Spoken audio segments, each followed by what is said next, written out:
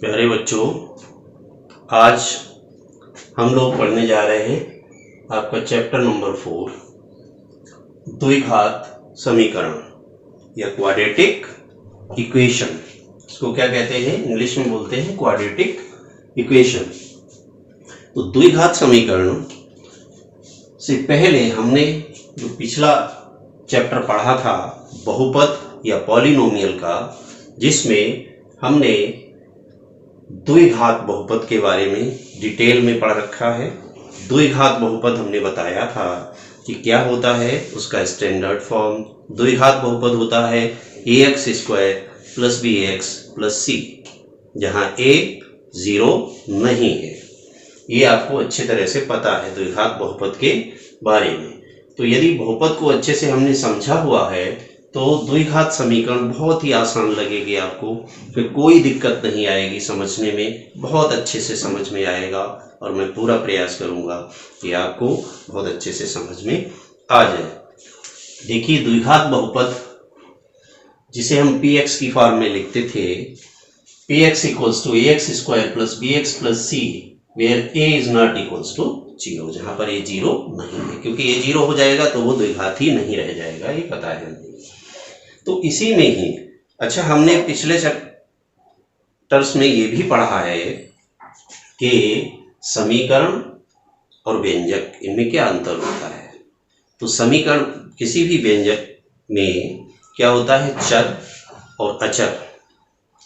ये इनका कॉम्बिनेशन अंकगणितीय क्रियाओं जैसे प्लस माइनस इंटू, इनसे जोड़ दिया जाता है तो वो व्यंजक कहलाता है।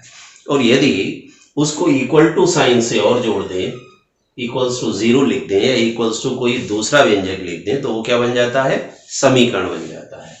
तो देखिए, यहाँ जो px हमारा द्विघात बहुपद जिसे हम लिखते थे x square plus bx plus c equals c, उसी में ही यदि इक्वल्स टू 0 साइन लगा दें तो अब ये क्या बन गया, ये बन गया द्विघात समीकरण, जहां a इक्वल्स टू नॉट 0। द्विघात समीकरण की परिभाषा हम इस प्रकार से दे सकते हैं कि दो घात का बहुपद समीकरण। देखिए, पिछले चैप्टर में जब हमने बहुपद पढ़े थे तो बहुपद तो ax square plus bx plus c है, स्टैंडर्ड फॉर्म है इसकी। बट यदि हम शून्यक निकालते थे तो शून्यक निकालने के लिए लास्ट में हम क्या करते थे, उस px को 0 के इक्वल रखते थे। तो px को जब 0 के इक्वल रखते थे तो हम उसको बोलते थे बहुपद समीकरण। तो वैसे ही यदि हम इस ax square plus bx plus c बराबर 0 में, ax square plus bx plus c में यदि 0 इक्वल्स टू साइन के बाद लगा दें, तब ये द्विघात समीकरण हुआ। और इसकी परिभाषा इस प्रकार हो जाएगी कि दो घात का बहुपद समीकरण, बहुपद समीकरण द्विघात समीकरण कहलाता है। तो बहुपद समीकरण क्या हुआ कि उसमें इक्वल टू साइन लगा दिया है, इस वजह से। जैसे 2x square minus 3x plus 1 equals to 0, ये इनके एग्जाम्पल है। देखिए, इसको अगर हम कंपेयर करें हम ax square plus bx plus c equals to 0 से, तो a के स्थान पर 2, b के स्थान पर -3 और c के स्थान पर 1 है। दूसरे समीकरण में 4x माइनस 5x स्क्वायर है। तो इसको भी यदि कंपेयर करें तो x स्क्वायर का गुणांक यहां पर हमारा -5 है, तो -5 हुआ a, और b यहां पर 4 है, x का गुणांक 4 है, और c यहां पर है नहीं, अर्थात c 0 है। थर्ड एग्जाम्पल में 1 minus X square equals to 0, इसमें देखिए x स्क्वायर का गुणांक -1 है और x का गुणांक यहाँ पर है नहीं, x का टर्म नहीं है, तो इसलिए b इक्वल्स टू 0 और c इक्वल्स टू 1 है। द्विघात समीकरण का मानक रूप या स्टैंडर्ड फॉर्म या जनरल फॉर्म, ये क्या है, कौन सी फॉर्म है, ये है ax square plus bx plus c equals to 0। Generally हम इसी का ही जिक्र करते रहेंगे पूरे चैप्टर भर। तो इसी को स्टैंडर्ड फॉर्म या जनरल फॉर्म कहते हैं, ax square plus bx plus c equals to 0, जहाँ abc क्या है, abc वास्तविक संख्याएं। वास्तविक संख्याओं के बारे में हमने डिटेल में पहले चैप्टर में पढ़ा हुआ है। और a नॉट इक्वल्स टू 0, ये शर्त जरूरी है, a का मान 0 नहीं होना चाहिए, बिकॉज अगर a 0 हो गया तो फिर ये टर्म हमारा पूरा 0 बन जाएगा और समीकरण हमारा चेंज होकर के bx plus C equals to 0 रह जाएगा, जो कि एक ही घात का होगा, जिसे हम रैखिक समीकरण कहेंगे, और हम पढ़ रहे हैं यहाँ द्विघात समीकरण। तो इसलिए a नॉट इक्वल्स टू 0 होना चाहिए। द्विघात समीकरण के प्रकार, द्विघात समीकरण अनेक रूपों में हो सकता है। स्टैंडर्ड फॉर्म तो ax square plus bx plus C equals to 0 है, बट ये अनेक रूप में हो सकता है, जैसा कि हमने यहाँ एग्जाम्पल्स में देखा था। तो फर्स्ट वाला तो ax square plus bx plus c की फॉर्म में ही है, लेकिन जो सेकेंड एग्जाम्पल था वो ax स्क्वायर, यदि इस टर्म को पहले लिख लें तो ax स्क्वायर प्लस bx की फॉर्म में रह गया, और ये वाला ax स्क्वायर प्लस c की फॉर्म में रह गया। तो वही हमने यहाँ पर डिस्कस किया है द्विघात समीकरण के प्रकार, कि कई रूपों में हो सकता है।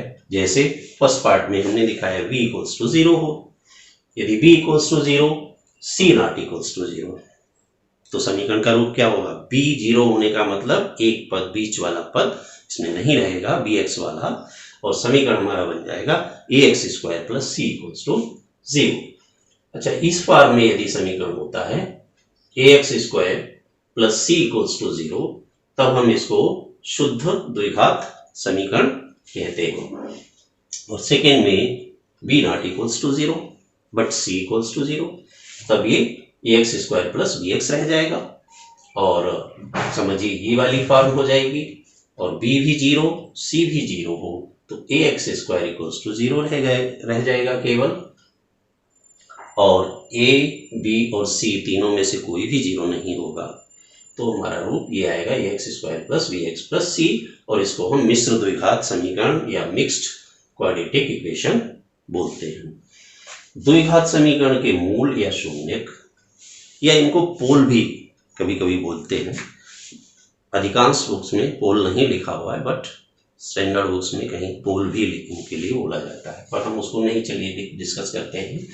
मूल या शून्यक तो बोल ही सकते हैं। अच्छा, शून्यक के बारे में हमने पिछले चैप्टर थर्ड में पढ़ा हुआ है, बहुपद के शून्यक निकाले हैं, शून्यकों को ज्ञात किया है। किस तरह से किया है?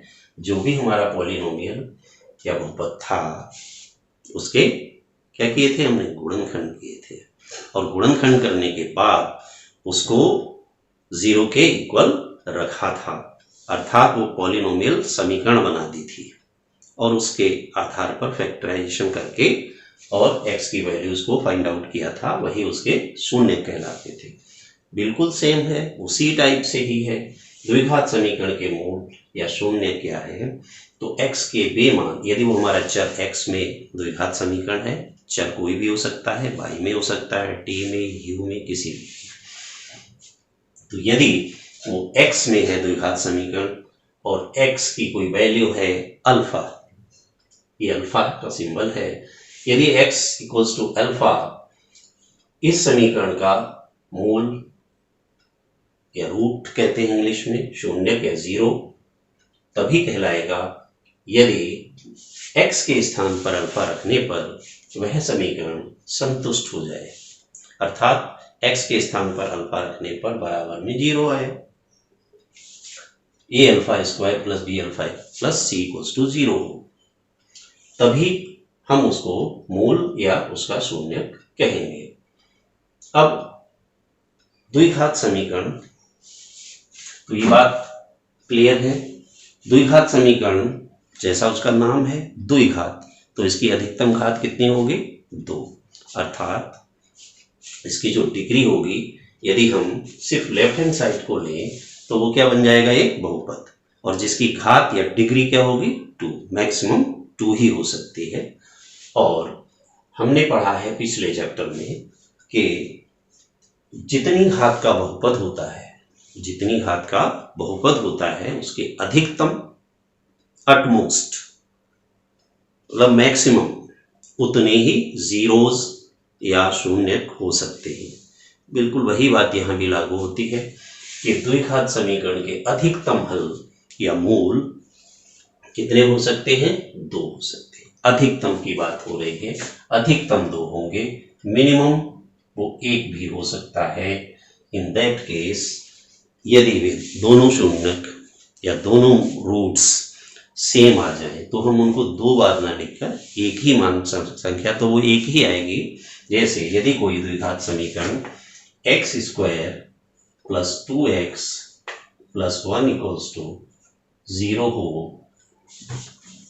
ये द्विघात समीकरण हो, तो हम इसको फैक्टराइज कर लेंगे, इसके फैक्टर कर लेंगे, जैसा कि हम बहुपद में करते रहे। वहाँ 0 नहीं होता था तो भी हम उसके शून्य निकालने के लिए इसके गुणनखंड करते हैं। तो एक्स स्क्वायर प्लस यहाँ कैसे करेंगे, मिडिल टर्म को स्प्लिट करके, मध्य पद को दो भागों में तोड़कर। तो गुणा करने पर यहाँ कोफिशिएंट 1 है तो 1 और 1 की गुणा हुई 1, गुणा करने पर 1 आए और जोड़ने पर 2 तो 1 और 1 हो गए। तो x square plus x plus 1 equals to 0, x common, x plus 1 common, x plus 1 equals to 0। तो x plus 1 into x plus 1 और x plus 1 whole square equals to 0, ऐसा लिख सकते हैं। तो x प्लस 1 इक्वल्स टू 0 जब रखते हैं हम, तो x इक्वल्स टू हमारा -1 आ गया। अब दूसरे वाले फैक्टर को रखेंगे 0 तब भी -1 ही आएगा।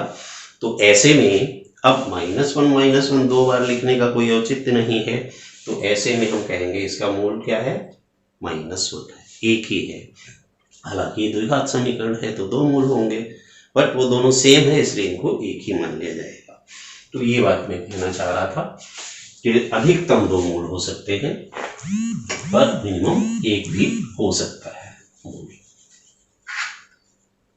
अब प्रश्न आता है कि सबसे पहले इनकी द्विघात समीकरण की पहचान करना। जैसा कि आपकी एक्सरसाइज 4.1 जो पहले एक्सरसाइज होगी एनसीईआरटी बुक में, तो उसमें सबसे पहले क्वेश्चंस होंगे कि द्विघात समीकरण कौन सा है और कौन सा नहीं है, उनकी पहचान करना।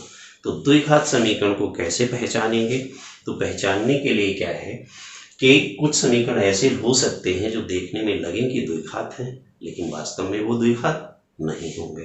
कुछ ऐसे समीकरण हो सकते हैं जो देखने में द्विघात नहीं लगते हैं, उनमें कहीं x पर दो घात नहीं लगी दिखाई दे रही है, बट वे द्विघात समीकरण होंगे। तो ये हमें कैसे पता चलेगा कि कौन सा समीकरण द्विघात है और कौन सा नहीं। इसके लिए क्या करेंगे, सबसे पहले उनको हम सिंपलीफाई करेंगे, उनका सरलीकरण करेंगे। जो भी पद उनमें कैंसिल आउट हो रहे होंगे वो कैंसिल कर देंगे और लास्ट में जो भी समीकरण बचेगा, अगर उसमें मैक्सिमम दो घात आ रही है तो वह द्विघात समीकरण होगा, अन्यथा वो नहीं होगा द्विघात समीकरण। तो हम कुछ एग्जाम्पल्स लेते हैं और उनके द्वारा आपको बताते हैं कि कैसे पहचान करेंगे कि वह द्विघात समीकरण है या नहीं है। तो इसके लिए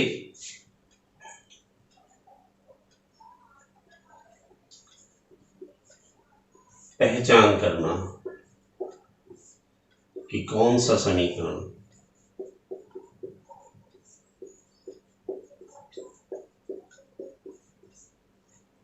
द्विघात है।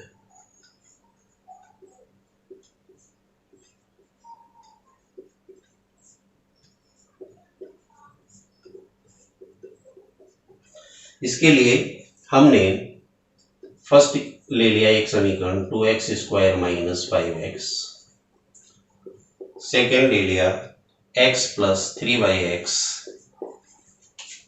थर्ड लिया x square plus 1/x square equals to 2, and fourth x plus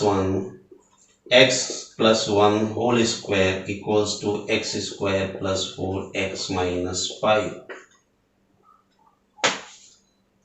and fifth one is x square plus 2 root x minus 3 equals to 0। तो ये हमारे 5 समीकरण लिखे हुए हैं।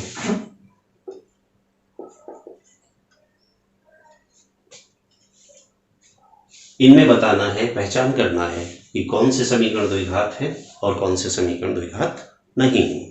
तो कैसे करेंगे, 2x² माइनस, फर्स्ट को लेते हैं, 2x² minus 5x equals to 0। तो देखिए यहाँ पर दो ही पद हैं और अधिकतम घात यहाँ पर 2 है, अधिकतम घात 2 यहाँ पर लगी हुई है। और ये उस फॉर्म से यदि हम कंपेयर करें x² plus b x plus C equals to 0, तो देखिए ax² प्लस बी एक्स यहाँ तक पद है, इसमें c वाला पद यहाँ नहीं है, तो ये द्विघात समीकरण है तो हमने राइट का साइन लगाया है, नहीं होगी तो हम क्रॉस करेंगे उसे। अब हम आते हैं यहाँ पर x plus 3x, x plus 3x में देखिए क्या है, पहले हम इसको सिंप्लीफाई करेंगे। तो सेकेंड में x प्लस 3/x है इक्वल्स टू 0। तो अभी तो इसमें दो घात नहीं आ रही है कहीं पर, तो हम क्या करते हैं कि इसको सिंप्लीफाई कर लेंगे। x प्लस 3x को कैसे, एलसीएम लेंगे x, so x² plus 3 equals to 0। ये बनेगा। अब क्रॉस मल्टीप्लिकेशन किया, then x² plus 3 equals to 0 बन गया। This implies x² plus 3 equals to 0। तो ये क्या बन गया, अब देखिए हमने कंपेयर किया अपने स्टैंडर्ड फॉर्म से, तो ax² प्लस b का टर्म नहीं है यहाँ पर, प्लस c, इस फॉर्म का आ रहा है ax² प्लस c, इस फॉर्म का। तो ये द्विघात समीकरण है, ये द्विघात समीकरण है। अब यहाँ पर आते हैं, यहाँ पर भी देखिए क्या करना है हमको, वही सिंप्लीफाई करें। x² plus 1/x² equals to 2, taking LCM x² x to the power 4 plus 1 equals to 2, so x to the power 4 plus 1 equals to 2x² और x to the power 4 minus 2x² plus 1 equals to 0। अब ये देखिए clear है कि equation हमारी जो है उसकी डिग्री या घात कितनी है, मैक्सिमम 4 है। तो ये द्विघात समीकरण नहीं होगा, बिकॉज द्विघात समीकरण होने के लिए अधिकतम घात कितनी होनी चाहिए, 2 होनी चाहिए। तो ये द्विघात समीकरण नहीं हुआ। अब यहाँ आते हैं फोर्थ पार्ट पर। तो फोर्थ पार्ट में देखिए क्या है, x plus 1 whole square equals to x² plus 4x minus 5, x² plus 2x plus 1 equals to x² plus 4x minus 5, x² cancelled out, 2x minus 4x plus 1 plus 5 equals to 0, so minus 2x plus 6 equals to 0। ये दो घात ही यहाँ पर नहीं आई, x की maximum power 2 आनी चाहिए थी, ये तो रैखिक समीकरण हो गया, x की घात 1 ही आई है, तो ये भी द्विघात समीकरण नहीं है। अब हम अपने फिफ्थ पार्ट पर आते हैं, x² प्लस 2√x माइनस 3। तो इसको अगर हम कंपेयर करते हैं अपने स्टैंडर्ड फॉर्म में x² plus bx plus c से, तो हम पाते हैं कि ax² का टर्म तो है, a की जगह हमारा 1 हो जाएगा, b की जगह 2 हो जाएगा, बट यहाँ √x लिखा हुआ है, ऐसा हमने यहाँ मेंशन नहीं किया है। जो मिडिल टर्म है वहाँ x आना चाहिए था और यहाँ √x लिखा हुआ है, और वैसे भी हमने बहुपद में पढ़ा हुआ है। देखिए द्विघात समीकरण होने की कंडीशन यही है कि उसका लेफ्ट हैंड साइड क्या होना चाहिए, पॉलिनोमियल या बहुपद होना चाहिए, जो कि यहाँ पर क्लियरली नहीं है। हम लोगों ने पढ़ रखा है कि बहुपद तभी होगा जब उसमें चर के ऊपर जो घातें लगी हों वो कैसी हों, पूर्णांक हो, और यहाँ ये पूर्णांक नहीं है, x की घात 1/2 है, √x मीन्स पावर 1/2, इसलिए ये भी बहुपद नहीं है। तो इस तरह से तो इसकी समीकरण नहीं है, समीकरण नहीं है, इसकी पहचान इस तरह से कर लेते हैं। अब नेक्स्ट पर आते हैं कि अब कुछ इस टाइप के प्रश्न हमको करने होंगे कि x इक्वल्स टू इस दिया हुआ है कि इस समीकरण का हल है या नहीं, समीकरण का हल है या नहीं, ये कैसे पहचान करेंगे। कि समीकरण का हल है या नहीं है। तो कुछ नहीं है, जैसे हमने बहुपद वाले चैप्टर में भी ये चीज जानी थी कि शून्य है या नहीं किसी बहुपद का, तो क्या करते हैं, x के स्थान पर या जो भी चर उसमें आया है उसके स्थान पर हम वही वैल्यू उसमें पुट कर देते हैं, और रखने पर बहुपद में तो यदि वो 0 आ जाता था तो वह उसका हल या शून्यक है। और यहाँ पर भी वही काम करना है हमें। हम क्या करेंगे कि वो उसका मूल है या उसका हल है या नहीं है, ये पहचान करने के लिए दूसरा क्वेश्चन हम लेते हैं। 3x square minus 2x minus 1 equals to 0, 6x square minus x minus 2 equals to 0, x equals to 1, और यह x equals to minus 1/2 and x equals to 2/3 इन समीकरणों के हल है या नहीं है। हल है या नहीं, मैं शार्ट में लिख रहा हूं कि x इक्वल्स टू 1 इसका हल है या नहीं। यहाँ x इक्वल्स टू माइनस 1/2 और x इक्वल्स टू 2/3 इस समीकरण का हल है या नहीं। तो क्या करना है हमें, 3x square minus 2x minus 1 में x इक्वल्स टू 1 हम रखकर देखेंगे। यदि हमारी समीकरण संतुष्ट हो जाती है तो ये उसका हल होगा। संतुष्ट होने का मतलब है कि उसकी लेफ्ट हैंड साइड और राइट हैंड साइड इक्वल आ जाए, या यूं कहूं कि मैं लेफ्ट हैंड साइड में रखूं तो उसकी वैल्यू जो भी आए वो राइट हैंड साइड के इक्वल आ जाए। तो रखकर देखते हैं। फर्स्ट पार्ट में 2 का फर्स्ट पार्ट सॉल्यूशन में x इक्वल्स टू 1 रखने पर 3 into 1 square minus 2 into 1 minus 1, 3 into 1 minus 2 minus 1, 3 minus 3 that is 0 which is equals to RHS। ये तो लेफ्ट हैंड साइड ली थी हमने, तो left hand side equals to right hand side आ गया, हेंस x इक्वल्स टू 1 इस समीकरण का हल है। ठीक है, इसी तरह से सेकेंड पार्ट में कर लेंगे। 6x square minus x minus 2 है, x इक्वल्स टू माइनस 2 समीकरण के बाएं पक्ष में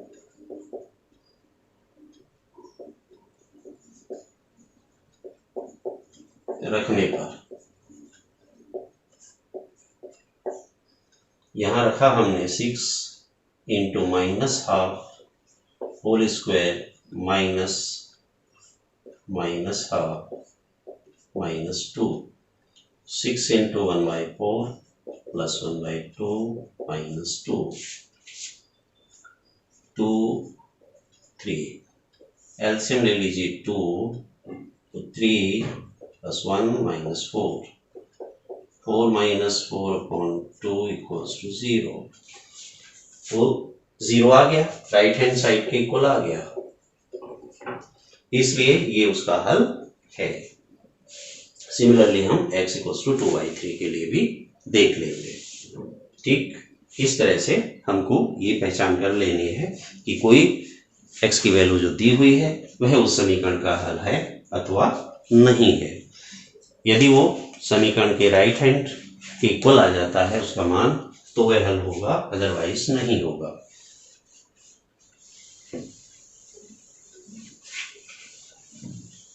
अब द्विघात समीकरण को हल करने की विधियां, इनको हल कैसे करते हैं। द्विघात समीकरण को हल करने की 3 विधियां मुख्य रूप से हम यहाँ पढ़ेंगे। एक गुणनखंड विधि है, दूसरी विधि है पूर्ण वर्ग बनाकर गुणनखंड द्वारा, और तीसरी विधि है श्रीधराचार्य के सूत्र से। तो सबसे पहले हम पहली विधि को जानेंगे, इससे कैसे करते हैं हल गुणनखंड विधि द्वारा।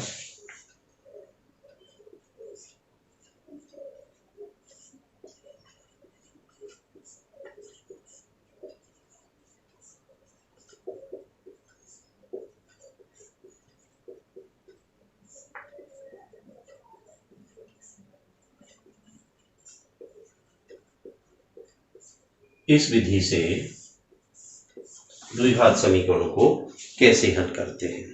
तो इसके लिए हमने 9th क्लास में फैक्टर पढ़ रखे हैं। किस टाइप के? बहुपद के factor ax² + bx + c type के। तो बस उसी का यूज करेंगे और आसानी से इसको हम कर लेंगे।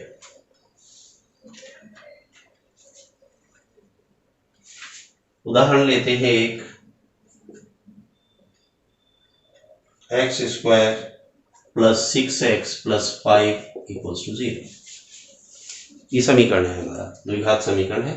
तो यहाँ पर हम देखेंगे कि यहाँ x² का जो गुणांक या कोफिशिएंट है वो कितना है? 1 है।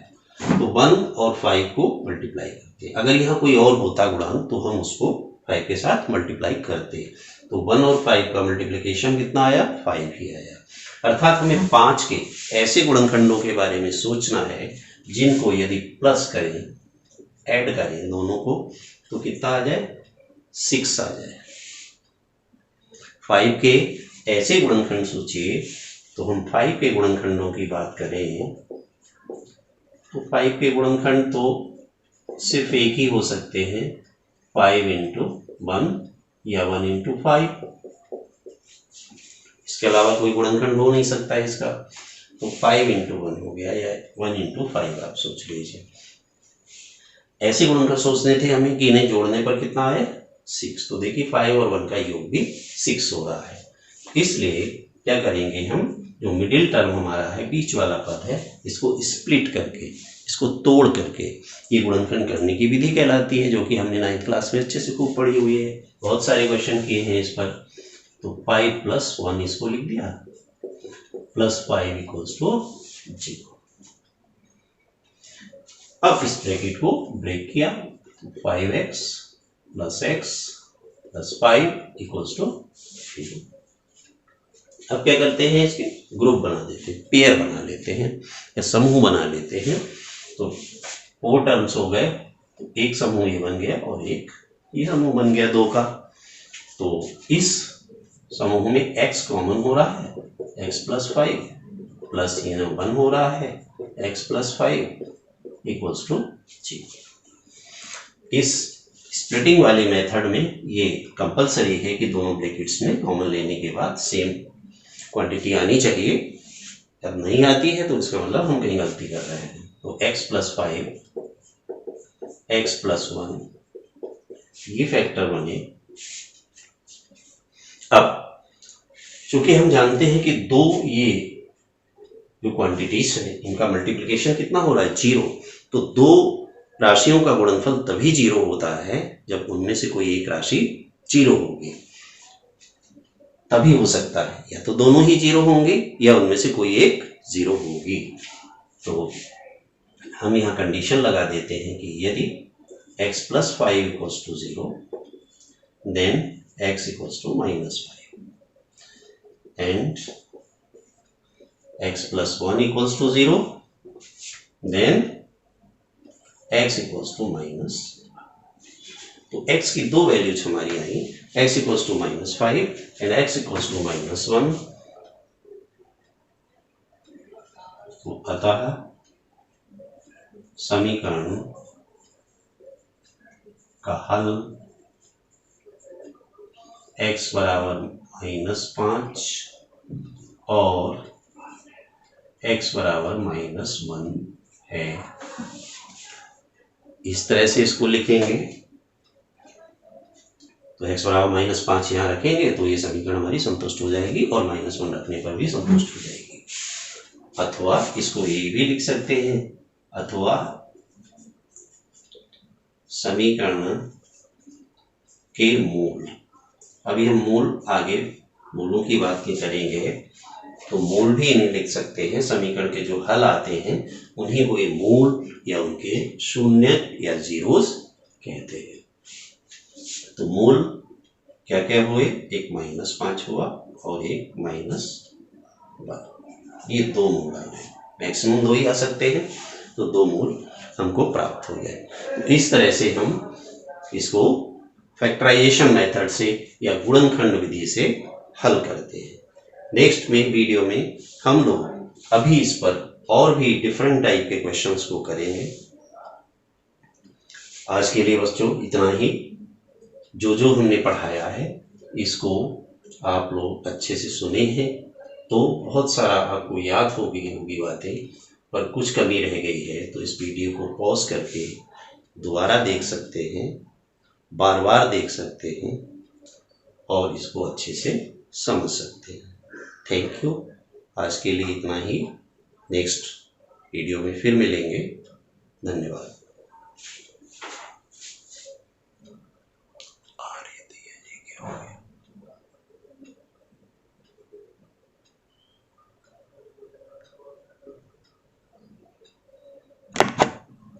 क्या कर लिया?